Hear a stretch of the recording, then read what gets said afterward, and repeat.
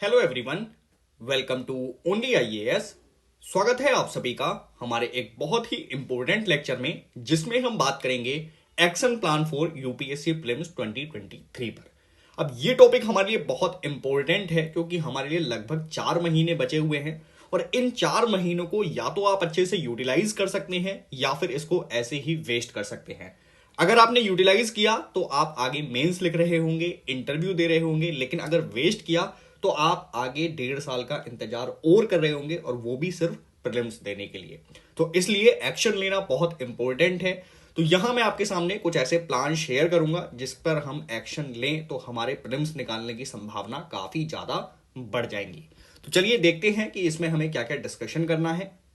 तो सबसे पहली चीज तो आप ये ध्यान रखें, it is the right time to take action. अगर आप एक्शन अभी नहीं लेंगे तो आपके लिए प्रीलिम्स निकालना बहुत मुश्किल हो जाएगा। सो अंडरस्टैंड करिए चीजों को, ये बहुत ही सीरियस मोमेंट है। ऐसे में यदि आप थोड़ा भी टाइम अपना वेस्ट कर रहे हैं तो आप बहुत बड़ी गलती में फंस जाएंगे। ठीक है, तो आपको ये गलती बिल्कुल नहीं करनी है, आपको यहां सीरियस होना है। दूसरा, चेंज योर एटीट्यूड। देखिए, हमारा एटीट्यूड अक्सर क्या होता है, हम ज्यादा से ज्यादा रीडिंग करने पर फोकस करते हैं, लेकिन आपको अब ये अपना एटीट्यूड बदलना पड़ेगा। आपको प्रैक्टिस पर ज्यादा फोकस करना पड़ेगा। अभी मैं आगे बताऊंगा भी आपको कि रीडिंग सिर्फ अगर हम करते हैं तो इससे क्या क्या प्रॉब्लम्स हो जाती हैं, एक्चुअल एग्जाम में हम क्या चीजें रीडिंग की वजह से मिस कर जाते हैं। ओके, और प्रैक्टिस करने से कौन कौन से हमें बेनिफिट होते हैं, इन सभी चीजों पर हमें बात करनी है। उसके बाद श्योर शॉट फॉर प्रीलिम्स 2023। आप ऐसा प्रतिदिन क्या करें कि आपके एग्जाम निकालने की संभावना कई गुना तक बढ़ जाए। तो ऐसे श्योर शॉर्ट की कुछ बात करेंगे कि हर रोज अगर आप उन पर एक्शन लेते हैं तो आप आराम से प्रीलिम्स निकाल पाएंगे। उसके बाद फोर्थ थिंग हम यहां डिस्कस करेंगे, अंडरस्टैंड दी पैटर्न। यूपीएससी का पैटर्न हमें कैसे समझना है, ओके, और इसका बेनिफिट क्या होता है ये भी मैं आप लोगों के साथ बताऊंगा। उसके बाद हम नेक्स्ट डिस्कस करेंगे know your strength and weakness. तो अपनी कमजोरी और अपनी मजबूती को पहचानना कितना इंपॉर्टेंट है इस एग्जामिनेशन के लिए, यहां पर हम लोग डिस्कस करेंगे। उसके बाद प्लान योर जर्नी। जब आप सारी चीजें समझ जाएंगे कि यूपीएससी का पैटर्न क्या है, आपकी स्ट्रेंथ क्या है, आपकी वीकनेस क्या है, आप श्योर शॉर्ट जान जाएंगे, तो उसके बाद आप अपनी जर्नी को प्लान करेंगे कि कैसे आप 120 दिन को यूटिलाइज कर सकते हैं रिवर्स प्लानिंग के माध्यम से।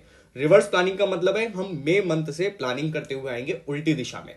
उसके बाद हाउ टू यूटिलाइज 120 डेज, इन सब चीजों पर हमें बात करनी है। तो चलिए लेक्चर को शुरू करते हैं एक छोटी सी इंफॉर्मेशन के साथ।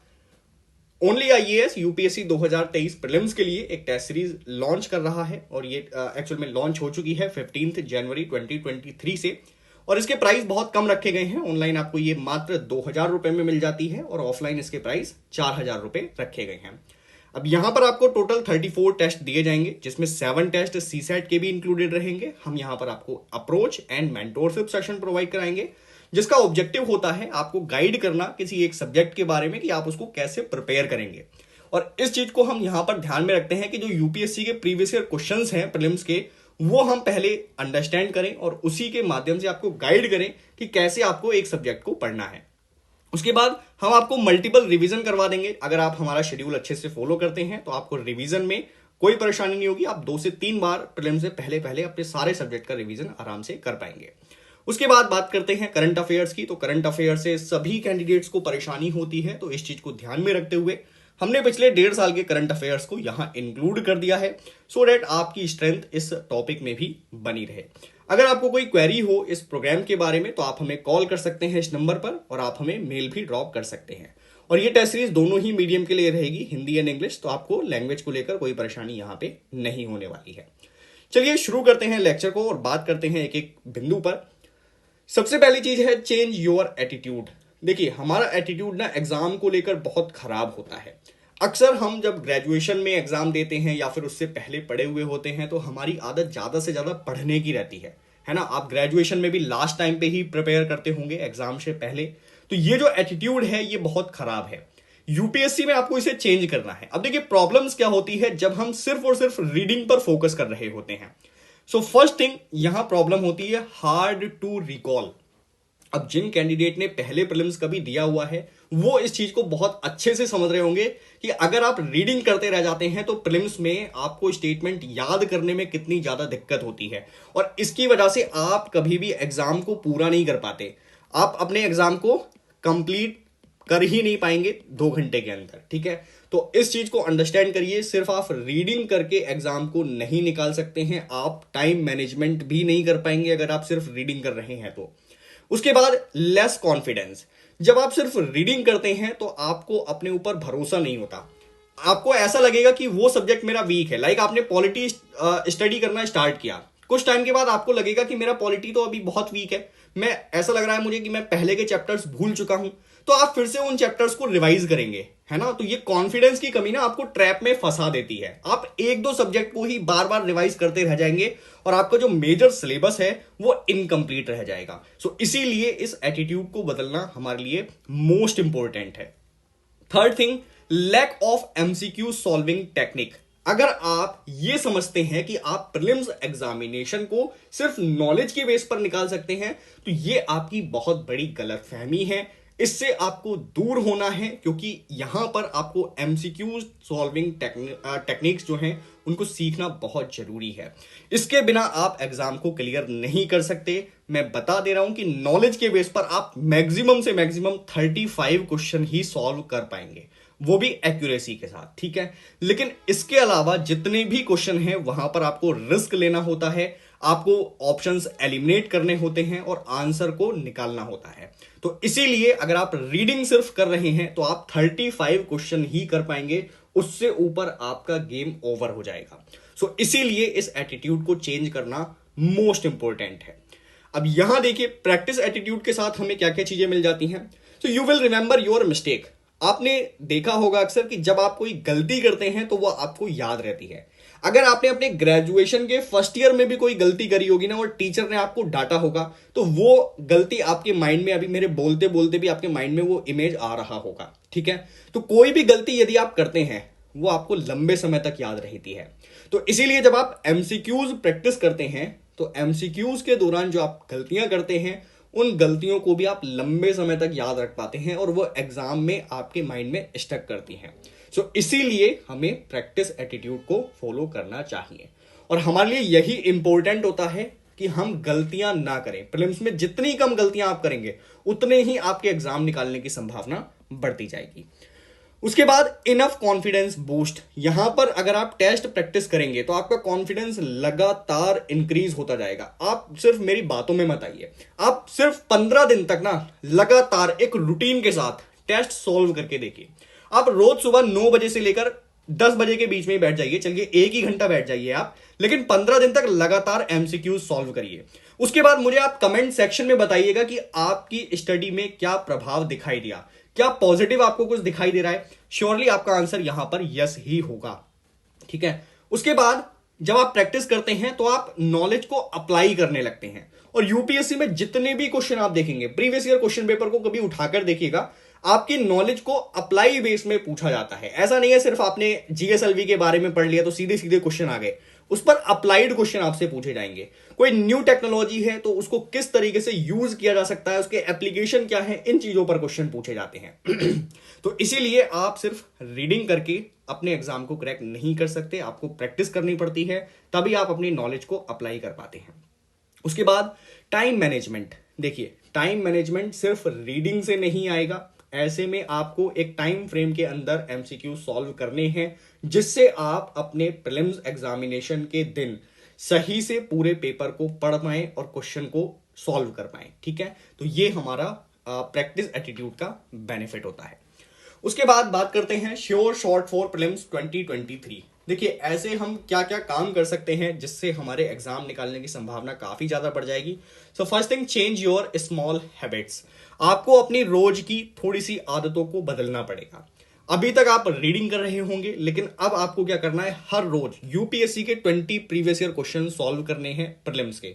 और मैं स्ट्रिक्टली आपको यहां बोल रहा हूं कि अब अगर आप मेंस की तैयारी कर रहे हैं तो बिल्कुल क्लोज कर दीजिएगा। अगर आपने पहले भी अटेम्प्ट दिया है तो भी प्रीलिम्स की प्रिपरेशन आप अब पूरे फोकस के साथ करें, मेंस को कुछ टाइम के लिए छोड़ दीजिए। प्रीलिम्स लगातार टफ हो रहा है। यदि आपने 2022 के प्रीलिम्स में क्वेश्चन देखे होंगे तो जो स्टेटमेंट जिस तरीके से बन रहे थे वहां पर एलिमिनेशन का स्कोप आपके लिए खत्म किया जा रहा है और आपकी नॉलेज ज्यादा चेक की जा रही है। तो इसलिए प्रीलिम्स के चैलेंज को समझें। अब मेंस पर फोकस ना करते हुए आप प्रीलिम्स पर अच्छे तरीके से फोकस करना स्टार्ट कर दें। सो 20 एमसीक्यूज अगर आप प्रीवियस ईयर के सॉल्व करते हैं तो इससे आपको काफी अंडरस्टैंडिंग बनेगी कि क्वेश्चन किस नेचर पर पूछे जा रहे हैं, यूपीएससी किस तरीके के स्टेटमेंट फ्रेम कर रहा है। उसके बाद जब आप ये जान जाते हैं ना कि मुझे कौन कौन से टॉपिक पढ़ने हैं, प्रीवियस ईयर में किस तरीके के क्वेश्चंस बन रहे हैं, लाइक अगर मैं एग्जांपल दूं डीपीएसपी का, तो डायरेक्टिव प्रिंसिपल पर एक तो उनके फीचर्स पर क्वेश्चन बनते हैं, ठीक है। उनके जो प्रिंसिपल्स हैं वो गांधीयन है कि सोशलिस्ट हैं, इस पर एक क्वेश्चन बना हुआ है। तो जब आप ये पैटर्न अंडरस्टैंड कर लेते हैं तो आप अननेसेसरी कंटेंट पढ़ने से बचते हैं। लाइक यूपीएससी में आपने ऐसा कोई क्वेश्चन नहीं देखा होगा कि डीपीएसपी के क्रिटिक्स कौन कौन है और उन्होंने डीपीएसपी के बारे में क्या अपनी टिप्पणी की है। तो ऐसे में आप अननेसेसरी कंटेंट पढ़ने से बचेंगे। और जब आप अननेसेसरी कंटेंट पढ़ने से बचते हैं तो आपके पास बहुत कम कंटेंट होता है रिवाइज करने के लिए और आप ज्यादा से ज्यादा रिवाइज कर पाते हैं। और जितना ज्यादा आप रिवीजन करेंगे उतना ज्यादा आपका कॉन्फिडेंस बढ़ेगा और आप प्रीलिम्स में अच्छा स्कोर हासिल कर सकते हैं। क्योंकि ये गेम जो है वो सिर्फ नॉलेज का नहीं है, ये कॉन्फिडेंस का गेम है। तो जितना ज्यादा आप में कॉन्फिडेंस है आपके प्रीलिम्स निकालने की संभावना उतनी ही ज्यादा हो जाती है। उसके बाद आपको 20 to 30 प्रैक्टिस क्वेश्चन भी करने हैं। मॉक पेपर से भी आप कुछ क्वेश्चन सॉल्व करने की कोशिश करिए। 20 से 30 इस समय इनफ है। फरवरी में आप 20 से 30 क्वेश्चन कर सकते हैं। मार्च में थोड़े से और बढ़ा दीजिएगा, 40 to 50 कर दीजिएगा, फिर उसी तरीके से आगे और बढ़ाते रहिएगा। तो अभी के लिए स्टार्टिंग फेज में 20 to 30 आप डेली प्रैक्टिस जरूर करें। उसके बाद एक चीज ध्यान रखिएगा, लेस इज मोर। यूपीएससी में ये बहुत इंपॉर्टेंट है। आप जितने ज्यादा कंटेंट में उलझेंगे उतनी ही आपको प्रॉब्लम आएगी और आप शायद उस टॉपिक को प्रिपेयर भी नहीं कर पाएंगे। सो कम से कम कंटेंट रखना है और उसको ज्यादा से ज्यादा रिवाइज करना है। आप बिलीव करिए अपने कंटेंट के ऊपर, अपनी जो बुक आप पढ़ रहे हैं सिर्फ उस पर भरोसा रखिए। उसके बाद आपको मटेरियल बिल्कुल नहीं भागना है, स्ट्रिक्टली आपको इसे डिनाई करना है। कोई भी न्यू मटेरियल अगर आप टेलीग्राम पर देख रहे हैं या फिर सोशल मीडिया के किसी प्लेटफॉर्म पर देख रहे हैं, आपको उसके पीछे नहीं भागना है। सो स्ट्रिक्ट रहिए जो भी आपने मटेरियल अभी तक पढ़ा है उस पर। उसके बाद one source for one subject, ये बहुत इंपॉर्टेंट है। मॉडर्न हिस्ट्री के लिए ही आप अगर ओल्ड एनसीईआरटी पढ़ते हैं बिपिन चंद्रा और साथ में आप स्पेक्ट्रम पढ़ते हैं तो आप गलती कर रहे हैं। आपको कोई एक सोर्स ही फॉलो करना है। उसी तरीके से करंट अफेयर्स के लिए अगर आप 2-3 कोचिंग्स की मैगजीन को यूज कर रहे हैं तो ये भी बहुत बड़ी मिस्टेक है। आपको एक ही मैगजीन को फॉलो करना है। मैं नाम किसी का नहीं ले रहा, आपको जो कंफर्टेबल लगे आप उस मैगजीन को पढ़ना स्टार्ट कर सकते हैं। उसके बाद डोंट गो फॉर परफेक्शन। देखिए ये बहुत बड़ा ट्रैप होता है। हम क्या करते हैं, हम किसी भी सब्जेक्ट को परफेक्ट करने की कोशिश करते हैं कि यहां से हमारा एक भी क्वेश्चन गलत ना हो जाए। ये आपके लिए सबसे बड़ा ट्रैप है। परफेक्शन नाम की यूपीएससी में कोई चीज नहीं होती है। आप मैक्सिमम कर सकते हैं, आप किसी भी सब्जेक्ट को परफेक्ट नहीं कर सकते। सो इसीलिए परफेक्ट मत बनिए, पीएचडी मत करिए किसी एक सब्जेक्ट में और बहुत ज्यादा डीप ना चले जाइए। क्योंकि जितना ज्यादा आप डीप जाते हैं ना उतना ही ज्यादा आप एक्सेप्शन सोचने लगते हैं और जब आप एमसीक्यूज में इस एक्सेप्शन को अप्लाई करेंगे आपके क्वेश्चन रॉन्ग होंगे और आप इस प्रीलिम्स के गेम से बाहर हो जाएंगे। सो इसीलिए क्लैरिटी के साथ चीजों को पढ़िए, बहुत ज्यादा डीप जाकर चीजों को मत पढ़िए। उसके बाद प्रिपेयर शॉर्ट नोट्स। देखिए ये सही टाइम है कि आप अपने शॉर्ट नोट्स प्रिपेयर कर सकते हैं। अब आप ये पूछेंगे कि शॉर्ट नोट कैसे प्रिपेयर किए जाते हैं, तो इस पर मैं एक सेपरेट लेक्चर भी बना दूंगा। लेकिन आप यहां पर एक छोटा सा गाइड ले सकते हैं मुझसे कि कैसे ये शॉर्ट नोट्स बनते हैं। तो जब आप प्रीवियस ईयर क्वेश्चन पेपर रोज पढ़ते हैं ना तो आपको पता लग जाता है कि नेसेसरी कंटेंट क्या है, यूपीएससी में किस तरीके के नेचर पर क्वेश्चन पूछे जाते हैं। तो जब आप ये सारी चीजें अंडरस्टैंड करेंगे आपके नोट्स अपने आप शॉर्ट हो जाएंगे। ठीक है, आपको ये चीज यहां पर करनी है। उसके बाद इन शॉर्ट नोट्स को अच्छे से प्रिपेयर करते रहिएगा 28 मई तक। नेक्स्ट जो चीज हमें डिस्कस करनी है वो है अंडरस्टैंड दी पैटर्न। यूपीएससी का पैटर्न आप समझें कि किस तरीके के क्वेश्चंस यूपीएससी पूछती है। तो वहां पर आप देखेंगे कि आपको कुछ एलिमिनेशन टेक्निक्स देखने को मिलेंगी, जैसे कुछ एक्सट्रीम वर्ड्स का यूपीएससी में यूज किया जाता है। आप उन्हें अगर एलिमिनेट करें तो खुद से उन क्वेश्चन को सॉल्व कर सकते हैं। इवन आपने उस क्वेश्चन को पढ़ा नहीं है फिर भी आपका आंसर सही आएगा।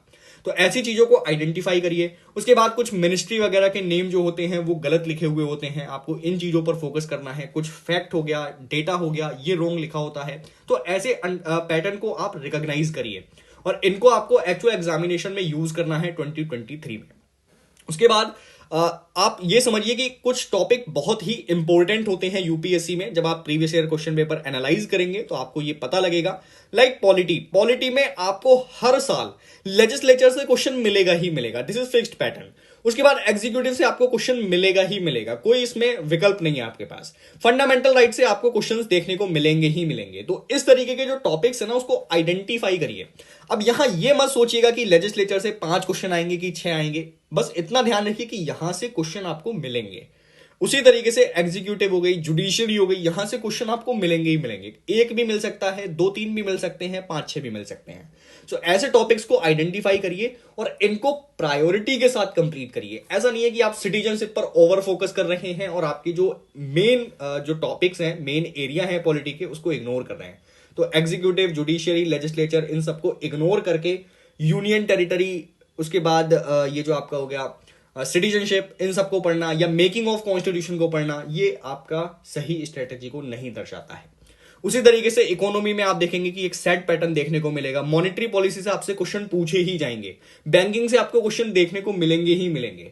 सो ऐसे टॉपिक्स आप आइडेंटिफाई करिए। ये कुछ एग्जांपल हैं पॉलिटी, इकोनॉमी के। बाकी और सब्जेक्ट्स में भी आपको ऐसी चीजें देखने को आसानी से मिल जाएंगी।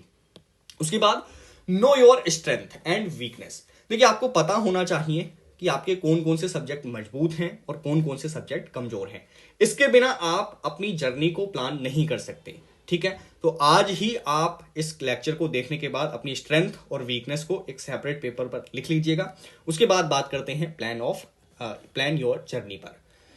जर्नी को हमें उल्टी दिशा में प्रिपेयर करना है। मंथ ऑफ मई में हम क्या करेंगे, हम लास्ट के 15 डेज में सिर्फ और सिर्फ यूपीएससी के प्रीवियस ईयर क्वेश्चन पेपर्स को सॉल्व करेंगे।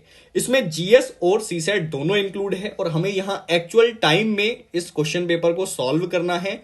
जैसे कि जीएस के लिए आप 9 बजे से लेकर 11 बजे, या फिर एक्चुअल एग्जामिनेशन का टाइम 9:30 से होता है, तो 9:30 से 11:30 बजे आप सॉल्व करेंगे।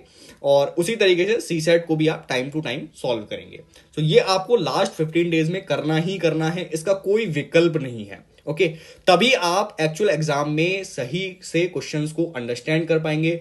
आपकी रीडिंग हैबिट जो है वो सही बनी रहेगी और आप क्वेश्चन को कम समय में पढ़ के सही मार्क भी कर पाएंगे। उसके बाद इससे पहले के जो 10 से 12 डेज होंगे आपको मई मंथ के स्टार्टिंग के, उसमें आपको फुल मॉक देने हैं। आपको फुल लेंथ का मॉक पेपर देना है जिसमें सारे सब्जेक्ट इंक्लूड हों। बस उसके आपको एनालिसिस पर फोकस करना है और स्कोर पर ज्यादा फोकस मत करिएगा, स्कोर मैटर नहीं करता है। कई ऐसे कैंडिडेट हैं जिनके स्कोर बहुत बहुत कम आते हैं मॉक पेपर में, लेकिन एक्चुअल एग्जामिनेशन में वो प्रीलिम्स को क्रैक कर जाते हैं। उसके बाद revise only your short notes. Last के मंथ में कुछ भी नया उठाकर मत देखिएगा। जो भी शॉर्ट नोट्स आप प्रिपेयर करें, उन्हीं शॉर्ट नोट्स को अच्छे से फोकस करिएगा, बार बार उनको रिवाइज करिएगा। उसके बाद अप्रैल का जो मंथ रहेगा, उसमें आपको इस 30 डेज में कैसे इसको मैनेज करना है। देखिए, नंबर ऑफ आवर्स हम डिस्ट्रीब्यूट कर सकते हैं। सबसे पहले आपको वीक सब्जेक्ट पर यहां फोकस करना है, रिवीजन पर। तो वीक सब्जेक्ट के रिवीजन पर आपको कम से कम 4 घंटे देने हैं। उसके बाद स्ट्रॉन्ग सब्जेक्ट पर आपको 1 घंटा देना है और करंट अफेयर्स पर भी आपको 1 घंटा रेगुलर देना है। मंथ ऑफ मई में भी आपको ये कंटिन्यू रखना है, अप्रैल में भी कंटिन्यू रखना है और फरवरी से मार्च में भी कंटिन्यू रखना है। तो करंट अफेयर्स का 1 घंटा आपका फिक्स है। उसके बाद टेस्ट और एनालिसिस को आपको करना है, तो 4 घंटे आप इसमें टेस्ट भी देंगे और इसी में एनालिसिस भी आप पढ़ेंगे। तो अच्छे तरीके से इन सारी चीजों को करिएगा। अब देखिए, मैं यहां पर सब्जेक्ट के नाम नहीं ले सकता क्योंकि आपके वीकनेस और आपकी स्ट्रेंथ जो है वो अलग अलग हो सकते हैं। तो इसीलिए अपने आप इसको आइडेंटिफाई करिए और इसी वे में आप इसको प्रिपेयर करिए। उसके बाद फरवरी और मार्च का जो मंथ है, उसमें आप क्या करेंगे, सबसे पहले सब्जेक्ट को प्रायोरिटीज दीजिए। अभी मैं इस पर बात करूंगा कि कौन कौन से सब्जेक्ट आप प्रायोरिटी में रखेंगे और कौन से बाद में आप रिवाइज कर सकते हैं। उसके बाद start working on weak subject. तो जो भी आज आप लिस्ट बनाएंगे अपनी वीक सब्जेक्ट्स की, उनको आप फरवरी में ही स्टार्ट कर देंगे। अब यहां पर आपको वीक सब्जेक्ट को कितने घंटे देने हैं, 5 घंटे कम से कम दीजिए। अब जैसे मान लीजिए कोई कोर सब्जेक्ट है, लाइक एनवायरमेंट है, और वो आपका वीक सब्जेक्ट है, ऐसे में यदि आप 5 घंटे उस सब्जेक्ट को नहीं देते हैं तो वो प्रिपेयर नहीं हो पाएगा। तो सही से टाइम अलोकेट करिए, सही से उसको नंबर ऑफ आवर्स अलोकेट करिए और उसको अभी खत्म कर दीजिए।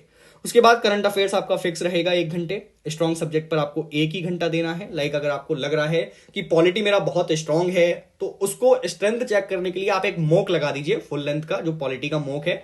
उस मॉक को लगाने से आपको पता लग जाएगा कि आपके कौन कौन से एरिया कमजोर हैं इसमें और कौन कौन से एरिया आप इग्नोर कर सकते हैं। ठीक है, तो आपको वीक सब्जेक्ट पर जो स्ट्रॉन्ग सब्जेक्ट है आपको उस तरीके से इसको मैनेज कर लेना है 1 घंटे के अंदर। उसके बाद टेस्ट आप यहां पर लगा सकते हैं, आप लगभग 3 घंटे टेस्ट दे सकते हैं। उसमें आप 50 से 60 क्वेश्चन सॉल्व करने की कोशिश करें और उसका एनालिसिस पढ़ने की कोशिश करें, ये इजीली आपका हो जाएगा।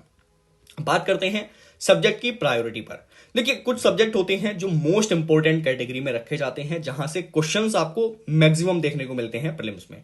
कुछ होते हैं लेस इंपोर्टेंट, जिसको आप बाद में पढ़ सकते हैं। ठीक है, प्रायोरिटी इनको आप नहीं देंगे।